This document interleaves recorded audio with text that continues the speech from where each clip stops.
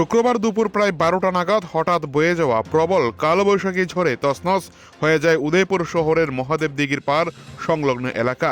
ঝড়ের তীব্রতায় বিদ্যুৎ দপ্তরের পরিত্যক্ত কোয়ার্টার চত্বরে দাঁড়িয়ে থাকা একটি বড় আম গাছ উপড়ে পড়ে স্থানীয় বাসিন্দা রতন সাহার বাড়ির সামনে।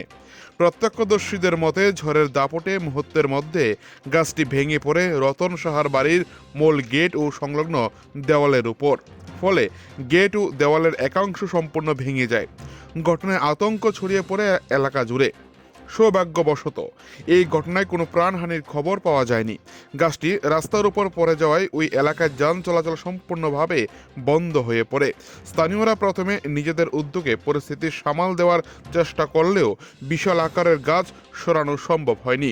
পরবর্তীতে ঘটনাটির খবর পেয়ে প্রায় 1.5 ঘন্টার পর মহকুমা শাসকের দপ্তরে ডিজাস্টার ম্যানেজমেন্টের টিম ঘটনাস্থলে পৌঁছায়।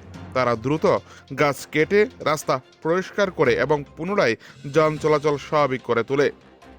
উদয়পুর থেকে নিজস্ব প্রতিনিধির রিপোর্ট, টিভি 100 বাংলা। এখানে কালবৈশাখী ঝড়ে একটা আম গাছ ভাঙ্গা পড়ছে রোডের মধ্যে। ওইখান থেকে আমরা একটা ইনফরমেশন গেছে আমরা অফিসে আমরা ডিজাস্টার টিম নিয়ে আমরা এখন রাস্তা রুট ক্লিয়ার করার জন্য এসেছি এখানে।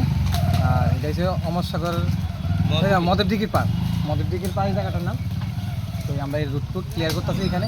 আমরা এক্ষুনি কতক্ষণ হয়েছে আপনি আইসেন? আমরা আইসিতে আসতে হয়তো আধা ঘন্টার মতো আমরা রুট ক্লিয়ার করছি। কি হয়েছে? ক্ষতিগ্রস্ত কি হয়েছে? কোনো ক্ষতিগ্রস্ত হয়েছে না। এখানে একজনের বাড়ির থেকে আম গাছটা বসে মানে বাউন্ডারি ওয়াল একটু ভাঙছে। আর মেন রোডের মধ্যে রাস্তাটা পুরো আটকানো আছে। আমরা এখন আটকানো রাস্তাটা মোটামুটি ক্লিয়ার করা হয়ে গেছে। আর একটু অল্প একটু ক্লিয়ার হলে গাড়ি ঘোড়া এখানে চলতে পারবে।